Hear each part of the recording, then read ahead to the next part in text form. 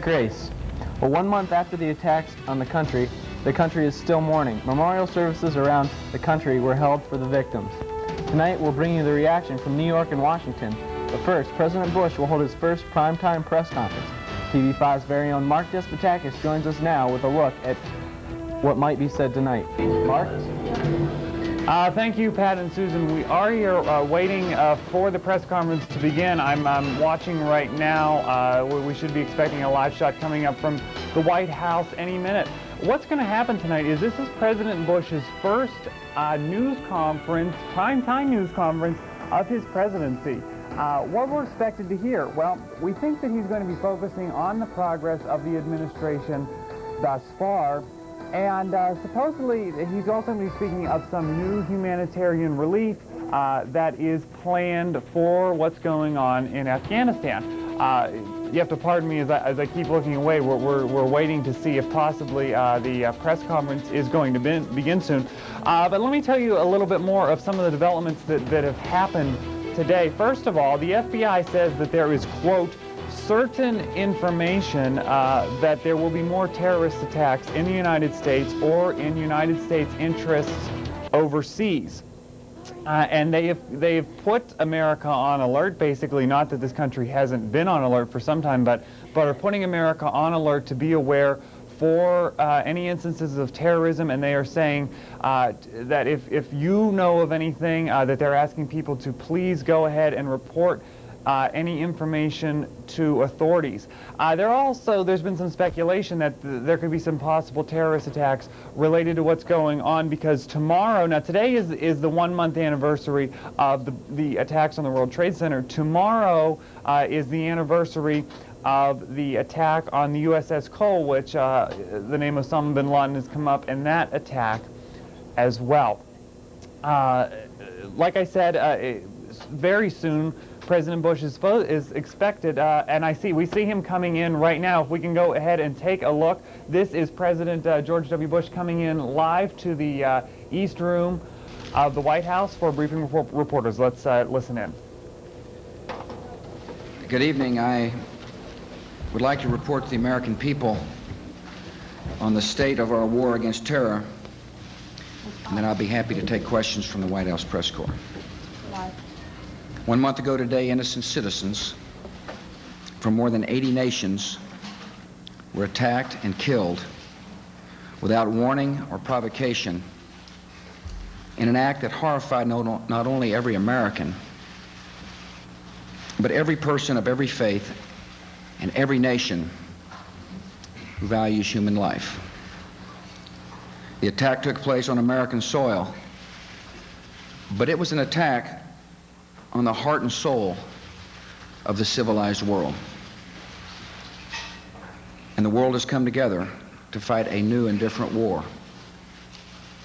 The first, and we hope the only one, of the 21st century. A war against all those who seek to export terror, and a war against those governments that support or shelter them. We've accomplished a great deal in 1 month.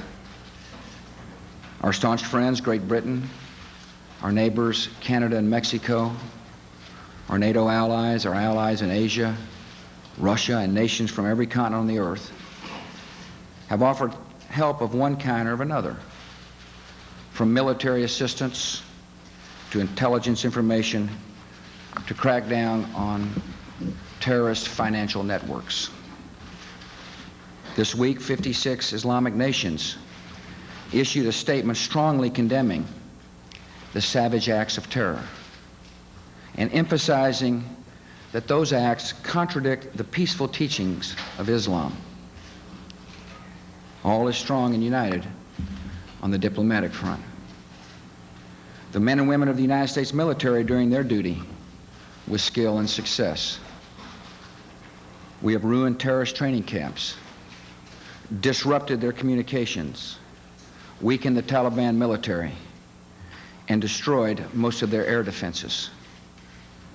We're mounting a sustained campaign to drive the terrorists out of their hidden caves and to bring them to justice. All missions are being executed according to plan on the military front. At the same time, we are showing the compassion of America by delivering food and medicine to the Afghan people, who are themselves the victims of a repressive regime. On the law enforcement front, terrorists are being swept up in an international dragnet. Several hundred have been arrested. Thousands of FBI agents are on the trail of other suspects here and abroad. Working with countries around the world, we have frozen more than $24 million in Al-Qaeda or Taliban assets. We are aggressively pursuing the agents of terror around the world, and we are aggressively strengthening our protections here at home. This week we established America's new Office of Homeland Security, directed by former Governor Tom Ridge. Americans tonight can know that while the threat is ongoing, we are taking every possible step to protect our country from danger. Your government is doing everything we can to recover from these attacks and to try to prevent others. We're acting to make planes and airports safer, rebuild New York and the Pentagon. We must act to stimulate a slow economy, to help laid-off workers, and we must fund our military. This time of testing has revealed the true character of the American people. We're angry at the evil that was done to us, yet patient and just in our response. Before September 11th, my administration was planning an initiative called Communities of Character. It was designed to help parents develop good character in our children and to strengthen a spirit of citizenship and service in our communities. The acts of September 11th have prompted that initiative to occur on its own in ways far greater than I could have ever imagined. We have shown great love for our country and great tolerance and respect for all our countrymen.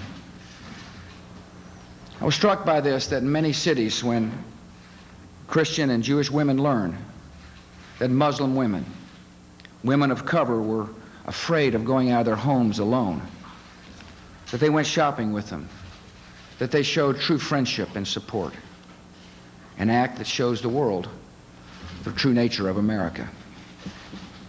Our war on terrorism has nothing to do with differences in faith.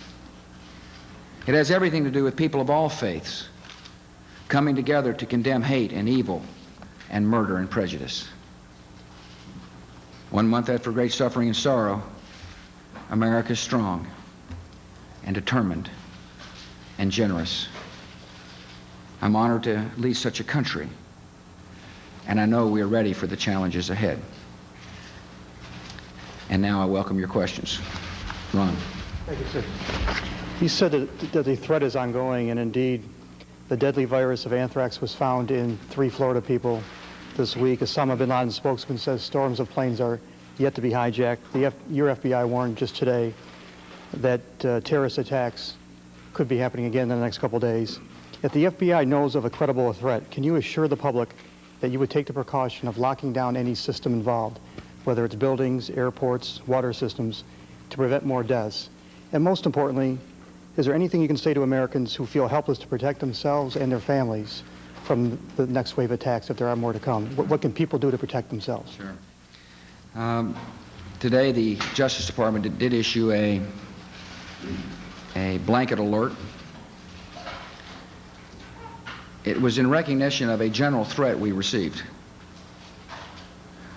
This is not the first time the Justice Department have acted like this. I hope it's the last. But given the attitude of the evildoers, it may not be. I have urged our fellow Americans to go about their lives, to fly on airplanes, to travel, to go to work. But I also want to encourage them by telling them that our government's on full alert, and that the alert put out today from the Justice Department was such an action.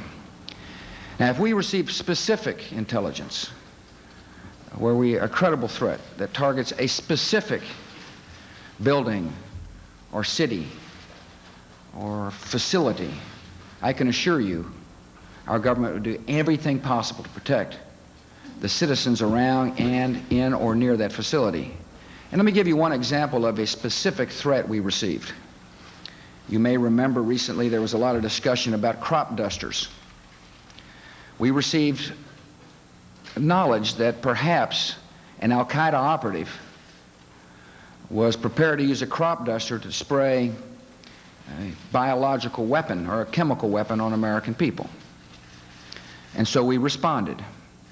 We contacted every crop dust location, airports from which crop dusters leave. We notified crop duster manufacturers to a potential threat. We knew full well that in order for a crop duster to become a weapon of mass destruction, it would require a retrofitting, and so we talked to machine shops around where crop dusters are located.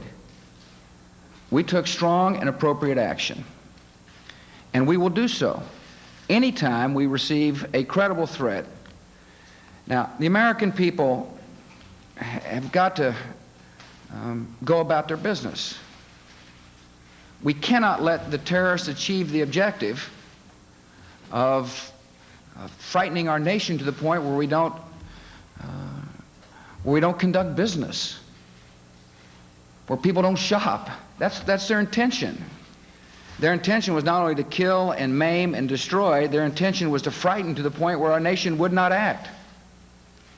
Their intention was to so frighten our government that we wouldn't seek justice, that somehow we would cower in the face of their threats and not respond, abroad or at home. We're both responding abroad and at home. The American people, obviously, if they see something that is suspicious, something out of the norm that looks suspicious, they ought to notify local law authorities. But in the meantime, they ought to take comfort in knowing our government is doing everything we possibly can. We've got a Homeland Security Office now running, as I mentioned, headed by Tom Ridge. We're sharing intelligence with our friends and countries from overseas. We follow every lead. And information sharing between the CIA and the FBI is seamless, so that the reaction to any threat is real time. And but the truth of the matter is, in order to fully defend America, we must defeat the evildoers where they hide. We must round them up, and we must bring them to justice. And that's exactly what we're doing in Afghanistan. The first battle in the war of the 21st century. Steve. Yes, Mr. President, thank you. You've been careful to avoid saying how long the military strikes in Afghanistan might take place, but can you promise to say how long can you avoid being drawn into a Vietnam-like quagmire in Afghanistan? We learned some very important lessons in Vietnam. Perhaps the most important lesson that I learned is that you cannot fight a guerrilla war with conventional forces. That's why I've explained to the American people that we're engaged in a different type of war. One, obviously, that will use conventional forces, but one in which we've got to fight on all fronts. I remember saying to you all that the first shot in the war was when we started cutting off their money, because an Al-Qaeda organization can't function without money. And we're continuing our efforts to reach out to willing nations to disrupt and seize assets of the Al-Qaeda organization. We're in the process of rounding up Al-Qaeda members around the world. There are Al-Qaeda organizations in roughly 68 countries, and over 200 have now been apprehended. And every time I talk to a world leader, I urge them to continue finding the Al-Qaeda representatives and bring them to justice. As far as the use of conventional forces, we've got a clear plan. And it's to say to the host government that you have been given your chance. By the way, I gave them ample opportunity to turn over Al-Qaeda. I made it very clear to them in no uncertain terms that in order to avoid punishment, they should turn over the parasites that hide in their country. They obviously refused to do so, and now they're paying a price. We are dismantling their military, disrupting their communications, severing their ability to defend themselves. And slowly but surely, we're smoking Al-Qaeda out of their caves so we can bring them to justice. People often ask me, how long will this last? This particular battlefront will last as long as it takes to bring Al-Qaeda to justice. It may happen tomorrow. It may happen a month from now. It may take a year or two. But we will prevail. And what the American people need to know is what our allies know. I am determined to stay the course. And we must do so. We must do so. We must rid the world of terror so our children and grandchildren can grow up in freedom. It is essential. It is now our time to act. And I'm proud to lead a country that understands that.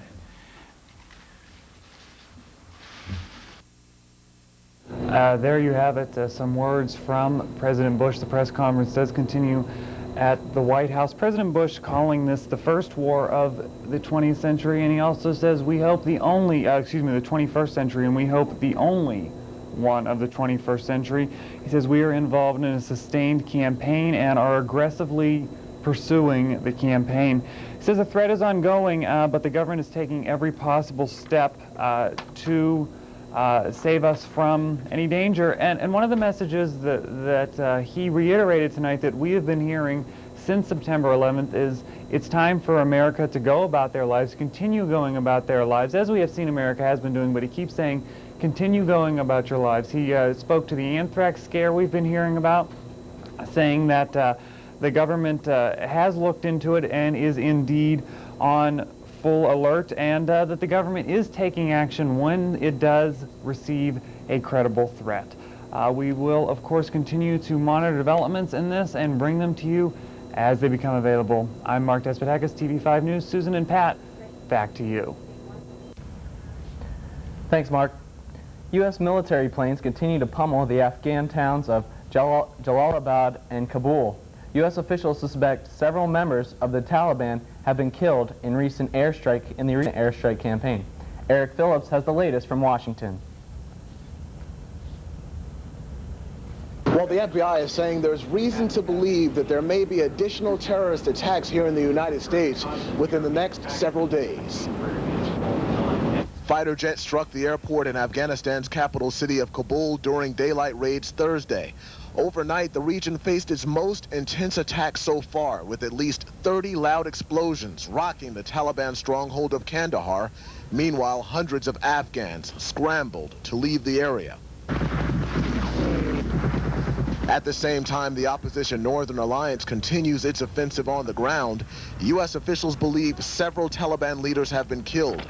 The Taliban insists scores of innocent people have perished. In the past days of American air raids, more than 70 civilians have been martyred in different parts of our country. Everyone in this country knows that the United States of America does not target civilians. Today, thousands gathered for a memorial service in New York City, marking a month since more than 5,000 died in the World Trade Center blasts. President Bush was keynote speaker at a similar service this morning at the Pentagon to remember the 189 killed there. The American people will never forget the cruelty that was done here, and in New York, and in the sky over Pennsylvania. Later in the afternoon, President Bush met with his cabinet to discuss Operation Enduring Freedom. The president will hold a press conference tonight at 8 p.m. Eastern Time to update the American people on the war against terrorism. Vice President Dick Cheney showed up at that cabinet meeting at the White House this afternoon.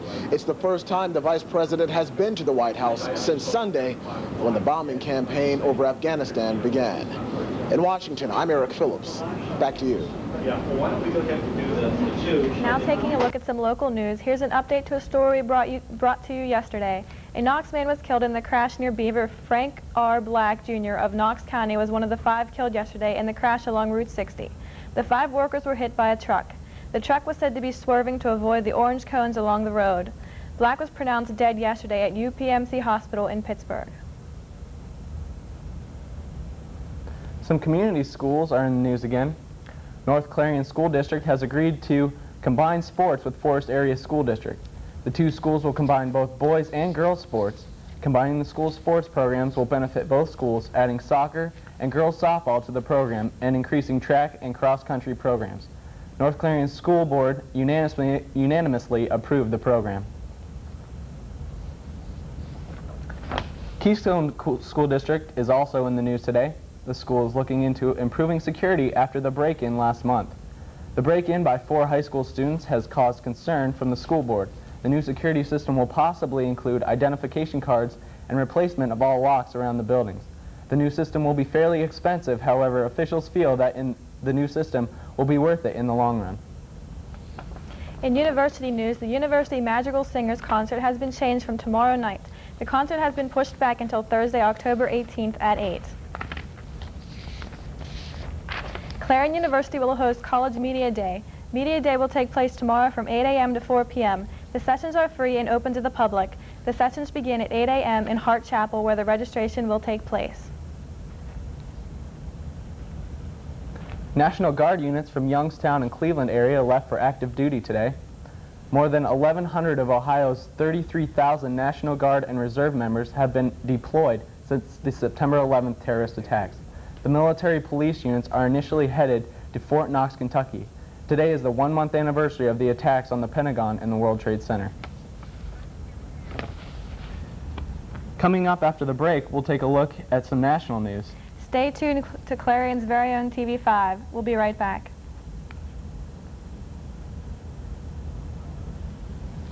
This portion of the programming was made possible through a grant by Fox's Pizza Den. Fox's Pizza Den is located on Old Route 66 in Clarion and offers all-day delivery. Phone 226-5555. That's 226-5555. Fox's Pizza Den is open 7 days a week for your convenience. Phone 226-5555. Wardrobe for some TV5 news anchors provided by Fashion Bug, located in the Clarion Mall. Whether you're looking for junior trendy, girls, or fashion for women, they have it all, with many different styles.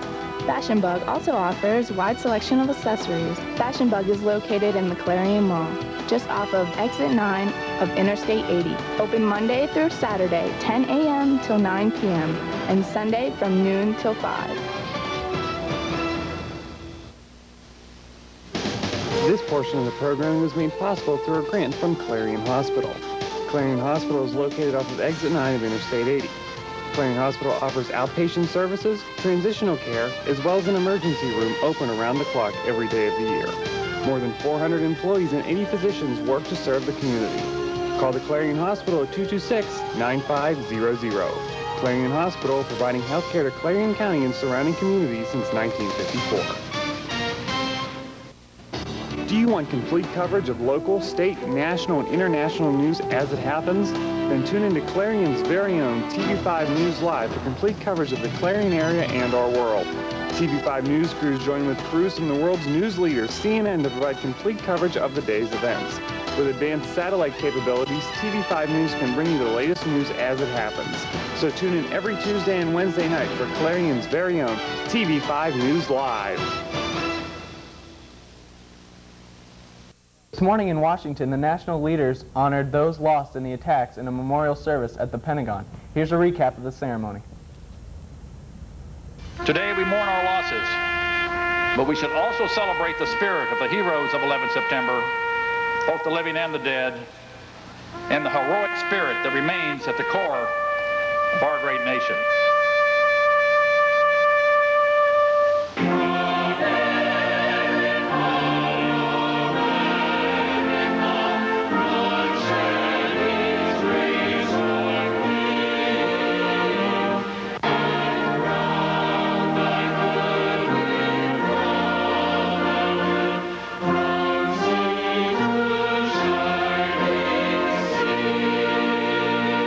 In targeting this place then, and those who worked here, The attackers, the evildoers, correctly sensed that the opposite of all they were and stood for resided here. For out of this act of terror and the awakening it brings here and across the globe will surely come a victory over terrorism.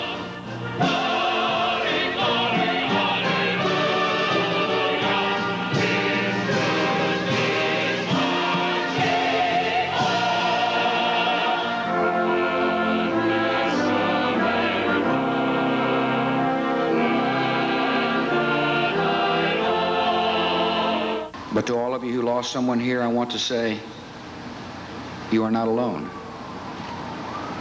The American people will never forget the cruelty that was done here, and in New York, and in the sky over Pennsylvania.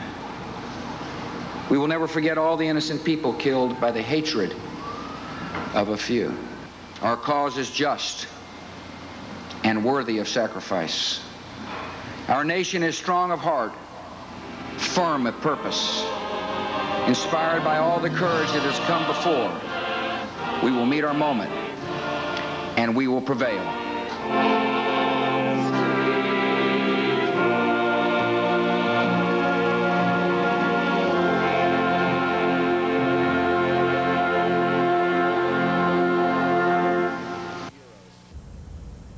Heavy explosions rocked Kabul's airport in daylight raids on the capital. Detonations were heard east of Kabul near a military academy and artillery batteries, which had been targeted Wednesday night. The daylight strike in Kabul caught many by surprise. Residents have come to expect the strikes at night. Stay tuned to TV5. There's much more to come. Chris Portman will bring us the weekend weather forecast, and TV5's own Bill Reinhart will give us a look at Sports World. But first, here's a look at tonight's lottery numbers.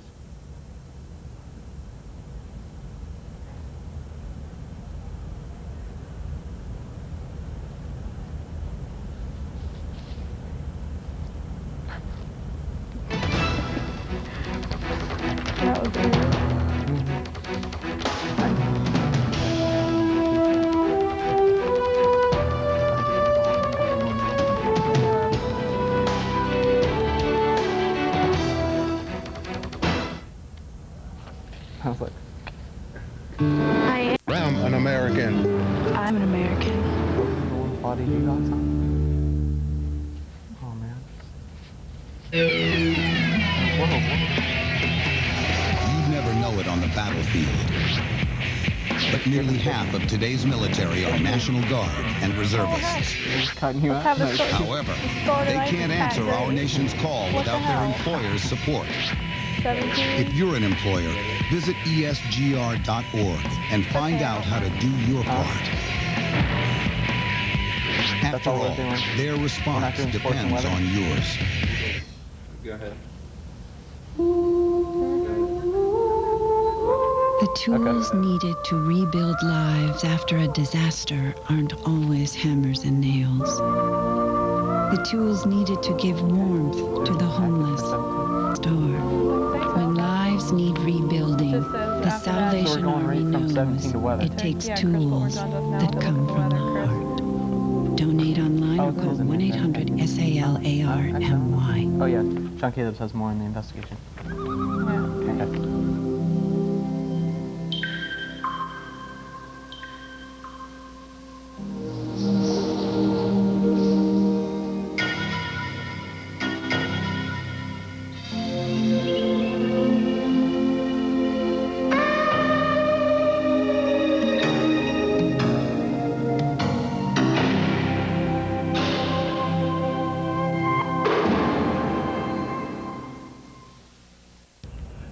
Federal authorities say the 3 reports of exposure to anthrax at a Florida office building shouldn't be considered part of a biological terrorist attack. It's still not known how the deadly bacteria contaminated the Boca Raton facility. Sean Calebs has more on the investigation. Slowly today. Behind me you can see that health and law enforcement officials continue to work trying to determine how a killer strain of anthrax got inside the headquarters of a supermarket tabloid. It is now a criminal investigation, and some people in this area are concerned it could all be part of a bioterrorist attack. Yellow crime scene tape, police, and a host of investigators from the FBI and the Centers for Disease Control. With 3 confirmed exposures to anthrax at the AMI headquarters, the U.S. Attorney General is looking into foul play. Obviously, anthrax is a very serious matter. Its presence would be very unusual in that setting, in a natural sort of way. So we are treating this as a criminal matter. But at this point, authorities say there's no reason to believe the exposure is part of a bioterrorist attack connected to the events from September 11th. One man, 63-year-old Robert Stevens, a photo editor for the tabloid operation, died from anthrax. 2 others at AMI, a 73-year-old man and a 35-year-old woman, were exposed to anthrax and are being treated with antibiotics and are expected to be fine. Richard Butler headed up the UN investigation of chemical weapons in Iraq and says he believes the anthrax strain in South Florida is man-made.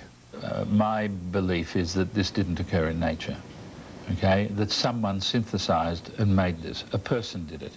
Then the question becomes, who is that person? Sure. Was it a terrorist or just some loony out there? Early indications are the anthrax discovered here appears to be a strain first detected in Ames, Iowa in the 1950s. And although authorities say this appears to be an isolated incident, the question remains, how was anthrax introduced into the offices? And while officials continue to wrestle with that, a lab in Arizona is running tests trying to determine if the strain of anthrax is natural or man-made. In Boca Raton, Florida, I'm Sean Calebs. Now back to you. Chris Portman joins us now with a look at the weekend weather. Chris? Thank you. It was a pretty nice day today in Clarion and in most of western Pennsylvania. Towards the afternoon and mid-evening, though, the conditions changed. We saw a decrease in temperatures, an increase in winds, and we saw some rain showers. And that's pretty much what the situation is going to be like for the weekend. As you can see with our satellite image, that low-pressure system that's going to be moving through our area tonight into tomorrow morning and through most of the weekend, it's going to basically be sitting over our area. It's not going to bring cooler temperatures. Temperatures will stay in the mid-60s, but we will see rainstorms through most of the weekend. And perhaps once it moves through our area, we'll see sunny skies. If you take a look at our national map, again, you can see that low-pressure system, 2 of the low-pressure systems that are slowly going to be moving through our area and then pretty much staying stationary through Saturday and Sunday. But then in the west, you can see a high-pressure system that'll slowly move through our area. And when that moves through our area, we'll see an increase in sunlight. We'll see, in fact, partly cloudy skies. But again, temperatures will not be as warm as they were this week. With this map, you can see the precipitation and the lightning concerns that we have in our area. We'll have thunderstorms perhaps over the weekend with lightning. Make sure to stay indoors if there is lightning. Again, in Texas, you can see rainstorms, and in Florida, some lightning.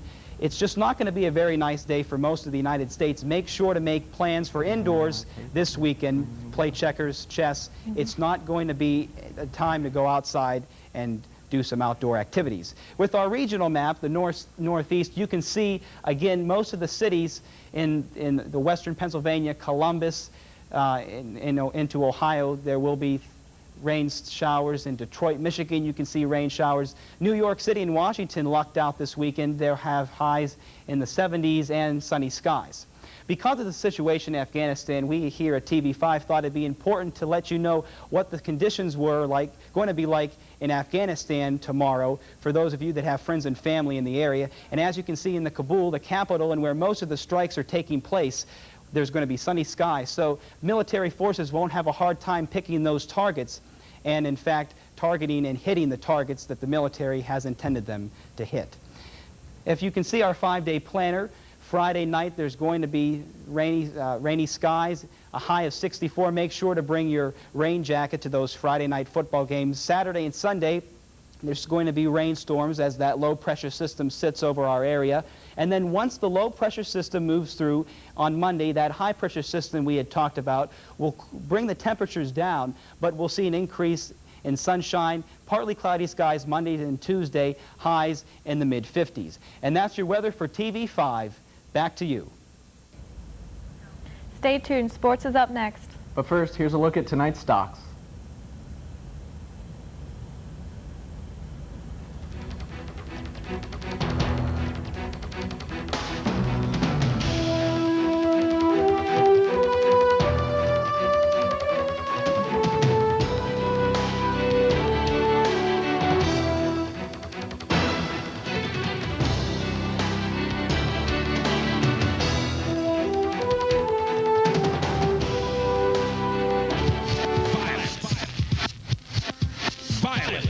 is stronger than you. You can't hold us back. Violence, we know what it takes to blow past you. And violence, we're just getting going.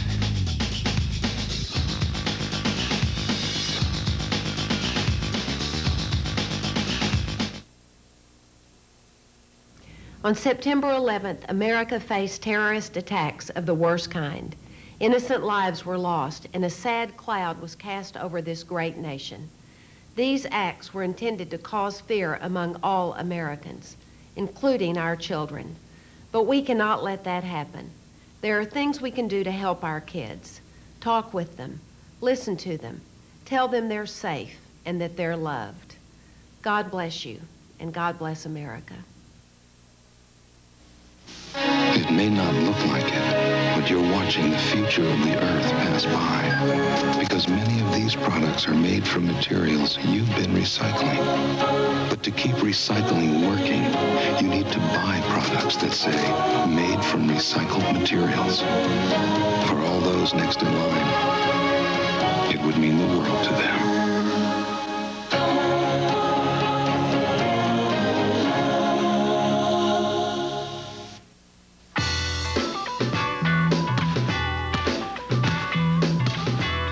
Take Simmons. Yeah. Give me Jones.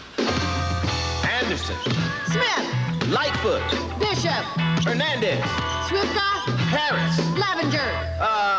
Peavy. Yes. In the game of life, you've got a much better chance at getting picked for a cool job with great pay if you take algebra, geometry, and calculus. You need to know how math can improve your future. Demand it. Call NACME. We'll tell you. Welcome back. In hockey action last night, the Pittsburgh Penguins hosted the New York Islanders. The Penguins had put on their best showing of offense so far in last night's game, with 2 goals from Marty Straka and a goal by Robert Lang. Although the Penguins outshot the Islanders, it was the Pens that fell short in the third period, losing 6-3. The Penguins' record is now set at 0-3. The team has not lost its first 3 games of the season since the 1983-1984 season, and last year they had never lost 3 games in a row.